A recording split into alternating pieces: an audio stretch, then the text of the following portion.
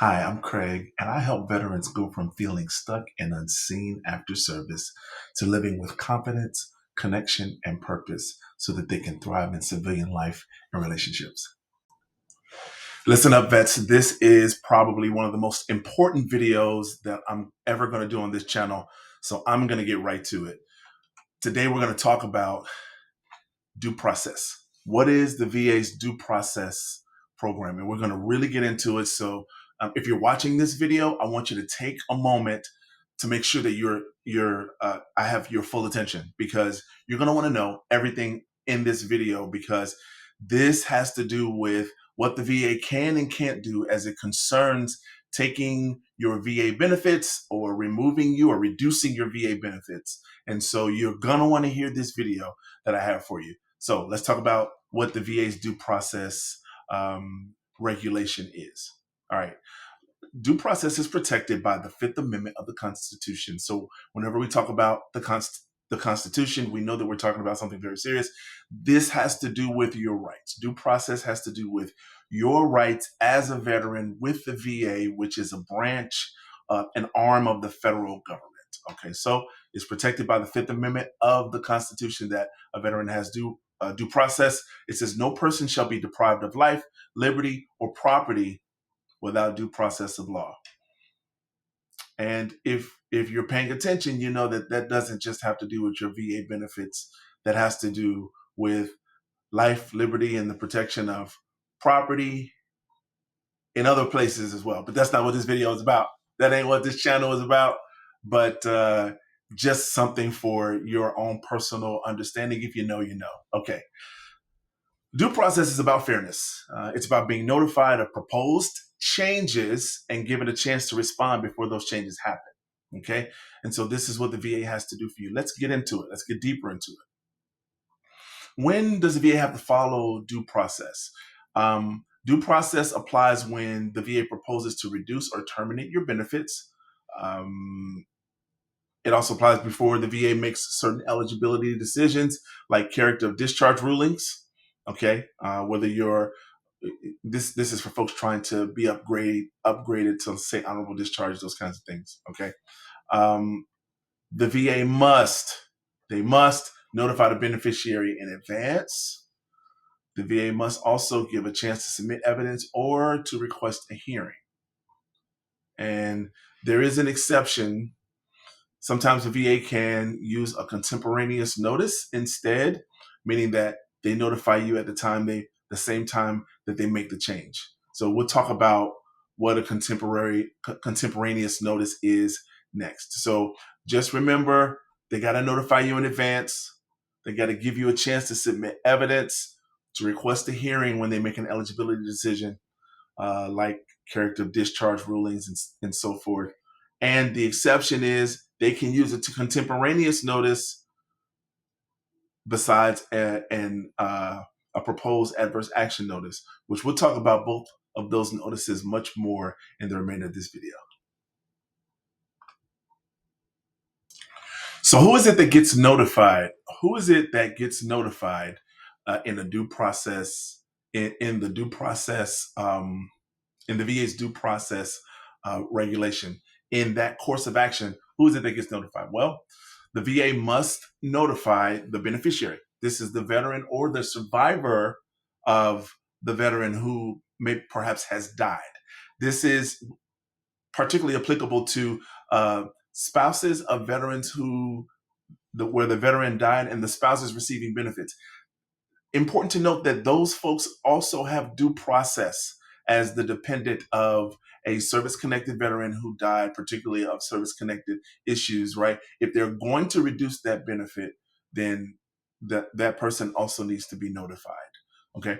The other aspect is that their fiduciary needs to be notified. If the veteran, if it's a minor or incompetent, then the fiduciary of that person needs to also be notified. Whoever's handling issues for that veteran, if the veteran's incompetent, then the fiduciary needs to be notified.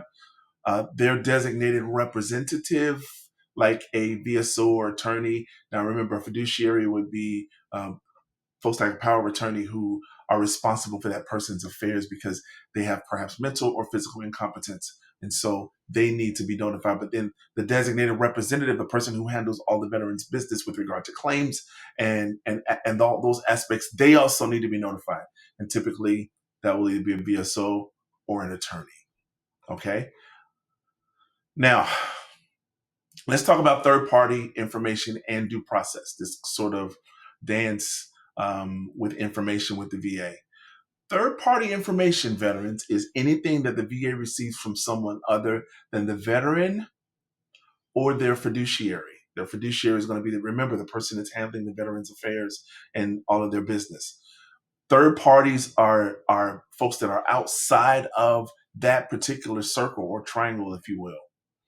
Examples of third parties are VA medical facility admissions, field examiners.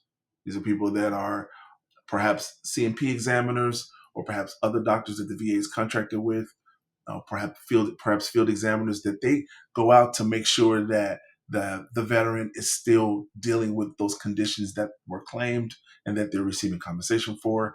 Employers, friends, and relatives. Those are also third-party informers and computer matches, for example, through the Social Security Administration, or if a veteran applies from some level of government assistance, that can also be third-party information that the VA receives from someone else about the veteran.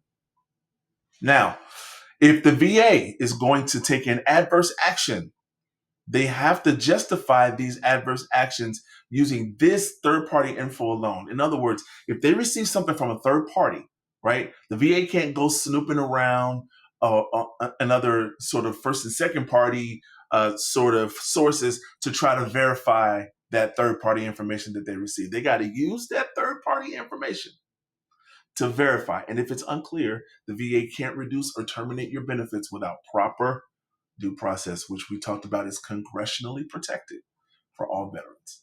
Okay? Important that you know that. They got to justify those adverse actions based on the third-party information alone that they received. All right? So it's a high burden of proof if they get third-party information. But they can only use third-party information to justify that action. There's two types of notifications. One is notice of proposed adverse action. We'll talk a lot about that, so hang out for a second. This is given before benefits change. This means they're letting you know something's about to happen with your benefits. We are giving you a warning that we are proposing to change your benefits. And this explains the proposed action and gives the veteran time to respond. The second type is contemporaneous notice. This is where the notice is given at the same time your benefits change. So boom, your benefits are changing. The VA has already made that decision, and they just sending you a notification saying, look, this is what we did. So we are immediately doing contemporaneous notice, given at the time the benefits change. It's only used when the veteran or the power of attorney or fiduciary submits the information. Think about that for a second. Because that information is more reliable, so the VA can make a contemporaneous decision, therefore giving you a contemporaneous notice. Okay. If the VA receives info from a veteran, they'll send out a contemporaneous notice. If they receive information for POA on the veteran's behalf, someone who is an authorized POA for that veteran, we talked about that in another video, then they'll send out a contemporaneous notice. If it's a POA on someone else's info, all right, a POA on someone else's info, then that'll be a proposed adverse action. If it's a third party, then that's also a proposed adverse action. All right, so anytime it doesn't have to do directly with the veteran or the POA on the veteran's behalf, if it's on somebody else's behalf, or if it's a third party, those are going to be proposed adverse actions. Contemporaneous notices are going to say, the VA is saying, we got this directly from the veteran. We got this from an official authorized source, and so therefore we're going to send out simple contemporaneous. Okay? Here are key features of a contemporaneous notice. First key feature is its immediate action. We talked about that. This change in benefits is implemented at the same time the notice is sent. So much like when you look at your account and you see, man, there's money in my account from the VA. I wonder what it's for, right? And then shortly thereafter, unless you call the VA and get the information from them, shortly thereafter, you may receive something in the mail saying, you got these benefits, or this is what your decision. You got 50%, or you got 60%. Okay. Contemporaneous notice is the same way. When they're taking that away, they're going to take it away first, and then they're going to notify you contemporaneously. Right? It's based on beneficiary information, often triggered by information provided by the beneficiary, right? You, such as income, net worth, marital status, or dependency changes. Because for all of those reasons, your benefits could change. If your income goes up and you were receiving, say, VA pension or some other type of benefit that was based on income, that could change the status of your benefits and prompt a contemporaneous notice. If your net worth changes, meaning we're talking about stocks, bonds, and other investment ventures, that could also change, right? And maybe I'll do a video about. I may or may not do a video about like how the VA looks at your income when they determine the level of benefits. Right? There's a lot of discussion about that, but I'm debating on whether I should do a video about that or not. So we'll see. Just keep looking at the channel. Keep watching out for something like that. We may do something along those lines. Marital status changes if someone gets divorced or if someone gets married. Right. That's what could change the status of your benefits. If you get divorced, in this case, that's when your benefits can stand being reduced, right? Or dependency changes with regard to having a child or other things where, perhaps your child passes away or unfortunately, God forbid, or something like that, right? Any change in dependency status could trigger a contemporaneous notice. And there's no prior notice with this. Unlike a notice of proposed adverse actions, they don't give you time. A contemporaneous notice does not precede the benefit change. Just remember that. Benefits going to change, then they're going to tell you. They're not going to let you know in contemporaneous notice fashion under the M121. They're not going to let you know first. Contemporaneous notice says, we done already made the decision. We are just telling you what we did. Okay? Unlike a notice of proposed action, it does not precede the benefits change. Okay. Here's an example of what a contemporaneous notice should look like. Say a veteran reports a new job, because you're reporting this in your application information. Because let's say he went, he's trying to get another claim, or let's say he just wants to notify the VA that he got a new job and increased income. The VA, upon receiving this information, would adjust the veteran's disability compensation based on new income and immediately send a contemporaneous notice explaining the adjusted payment amount and effective date. Say, for example, you get TDUI, temporary disability for unemployment, right? If you get something like that and then you get a job, then, you report that job, or the VA gets that from some sort of third-party information, or the VA gets that from the person on your behalf or you, then they'll send a contemporaneous notice saying, hey, listen, based on what you told us, thank you for your integrity and thank you for letting us know, but we got to reduce your benefits based on that information that we received. All right. So when is a contemporaneous notice used? When the VA receives factual, unambiguous information from the beneficiary or their fiduciary that directly affects their benefits. When the information is used to reduce, suspend, or discontinue benefits. Man, I want y'all to listen to this. I told you this is probably going to be one of the most important videos that I do. So when they're about to reduce your stuff, you'll get this contemporaneous notice, and you'll get it in the same notice format as the VA sends everything else, the standard notification letter format, which that deserves a separate video as well. But the VA, if you'll notice, if you've gotten any kind of correspondence from the VA, they send the same kind of notice every time. They give you so much information in there. They're going to give you supplemental claim, higher level review, Board of Veterans Appeals information, just about every letter. But we'll talk about that on another video. So this is used to reduce, suspend, or discontinue your benefits. But you got to know your rights, right? When a beneficiary or fiduciary is aware that the information will be used to calculate benefit amounts, right? This is when you know this is what's going to happen. Here are some exceptions of using the contemporaneous notice. Apportionment to estranged Spouse. If an apportionment is being paid to an estranged spouse and the veteran reports a divorce, the VA may issue a notice of proposed adverse action to both parties rather than a contemporaneous notice. They're going to send it to you and they're going to send it to your ex, okay, or your soon to be ex. No, your ex-wife, because you will have already reported a divorce in your dependency application.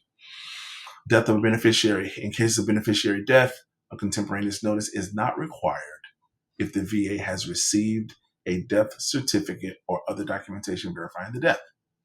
Right? So they're not going to send a contemporaneous notice, right? Because they already got documentation about the person dying.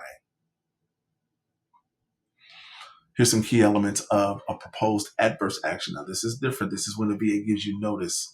Contemporaneous notice is they're not giving you any kind of, you get no warning whatsoever, right? You get no, they're not letting you know what's coming, right? That Mack truck just smacks you in the face, right? Reduction of benefits, suspension of benefits, discontinuation of benefits. But proposed adverse action, this means they're going to let you know. This is a proposed decision. It clearly states the specific action that the VA is proposing, such as reducing a disability rating, discontinuing a benefit, or terminating service connection.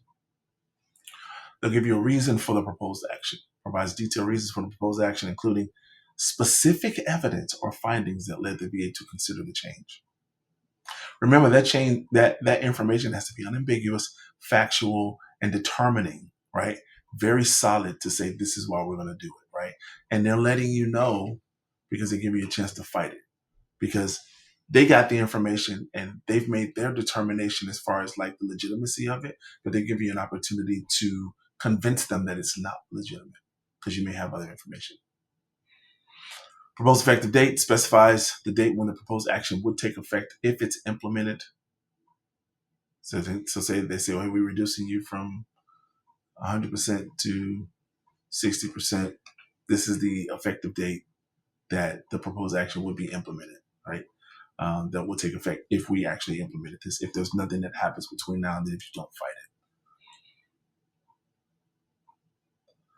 The impact on the benefits explains how the proposed action will affect the veteran's current benefits. I just told you an example, going from 100 to say 60%, including any potential overpayments if the action is implemented and the veteran continues to receive benefits. So if they make a mistake, they'll let you know, hey, we're going to come back and get that, right? If we overpay you. They're telling you that up front. They'll let you know your due process rights, informs the veteran of their right to respond to the proposed action, present evidence, request a personal hearing, and have representation. And then they give you a time frame for response. This is typically 60 days, which the veteran must respond to the proposed action before they just, bam, all right, next thing, contemporaneous notice. We did it, right? So you got time. 2 months is typically the time frame that they give.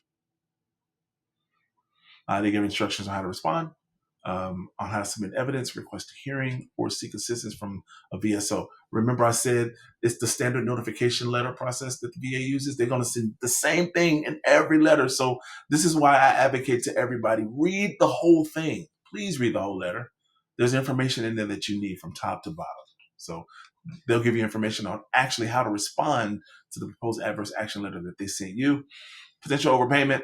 Advises the veteran that they may be responsible for repaying any overpayments if the proposed action is implemented, but also informs them that they can request an immediate adjustment to minimize potential overpayments. So we're about to do this proposed adverse action, okay?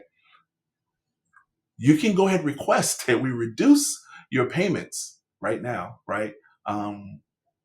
So that if we determine that, oh, we was overpaying him from back in an effective date, we don't have to take any more because you already made the decision that, hey, we reduce it. I reduce my payment VA because I think this is going to go through as an adverse action. So yeah, you have that option to be able to do that, and that'll be in the letter that you received. Here's an example. Imagine a veteran receives a disability rating for a knee injury. If the VA later receives new evidence, perhaps from a VA examination, suggesting the knee has improved, they would send a notice of proposed adverse action. This notice would state the proposed reduction in the disability rating, the reasons for the reduction, for example, improvement based on the examination the proposed effective date, and the veteran's right to respond within 60 days. Okay? Here's some important considerations when you think about the VA notice of proposed adverse actions.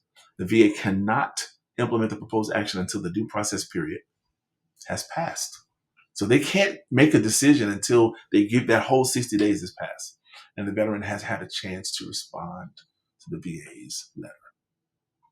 If the veteran provides new evidence that supports their existing benefits, the VA may amend or reverse the proposed action and issue a final decision notice. I've actually had veterans and clients deal with this situation. And I can tell you with utmost certainty that we've been able to get those changes reversed because the veteran had adequate documentation of their existing condition continuing to be a problem or continuing to be an issue. And this is why I tell all of my clients, and I tell all veterans who are not my clients, I tell all military personnel, when you are given a uh, uh, compensable payment for a condition, please continue to go to medical for that condition, particularly if you're in pain and it's bothering you. Don't stop going to medical because you're like, oh, no, I've already been ready for this, right? Because here's the thing. If there is a if there is absence of medical documentation for that particular condition, right, it becomes a situation where it's your word against the VA's word. And almost 9 times, maybe 10 times out of 10, in the absence of medical documentation, they're going to say, all right, we're going to reduce it. Prove us wrong. And if you have nothing at all to prove, you don't have private medical records, you don't have any journal entries of how you were feeling on specific days, you have absolutely nothing, you got no other records, no other documentation, no other proof, this is going to happen. Because even when you submit proof, they still review it. So, veteran provides new evidence that supports their existing benefits. The VA may amend or reverse the proposed action and issue a final decision notice. And if you get a scare like that, which when I talked to this particular veteran, they got a scare like that.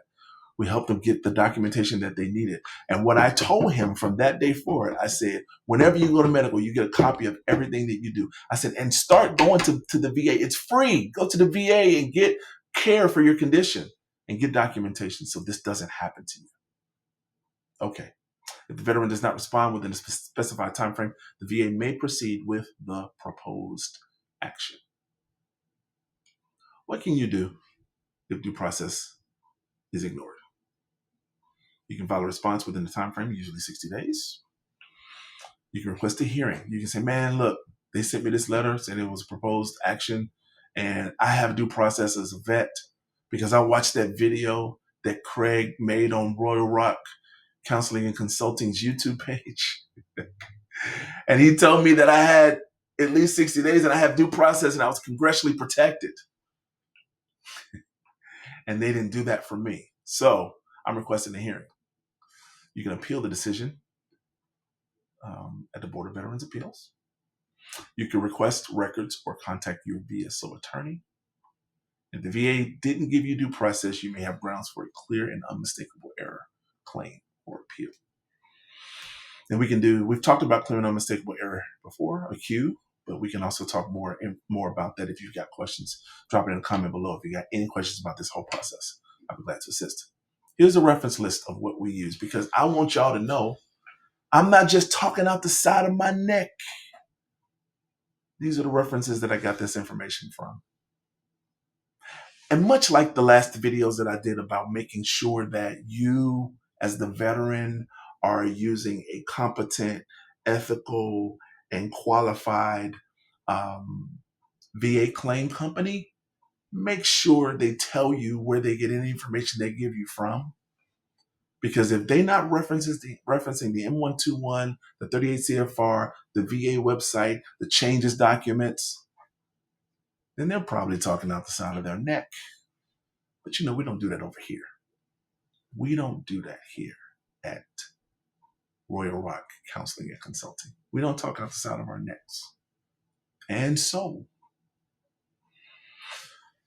this is information that you will need if you are in danger or fear of um, actually getting your benefits taken away from you, I want to let you know we can help. Um, we're here for you. Shoot me an email, drop a note in the comments. Let me know about your experience with this. If you've had if you've received a contemporaneous notice, or if you've had a situation where the VA has proposed to reduce or discontinue or stop your benefits, or reduce, discontinue, or suspend, or or do something like that with your benefits, and you got this notice, you don't know what to do. Um, Reach out to us. Shoot me an email. We'll take a look. Right? Let's do a consultation. Take a peek at what's going on. See if we can help. All right. And I want everybody all around the world, veterans and non-veterans alike, to live royally and live well. Thanks for watching, and I'll see you in the next video.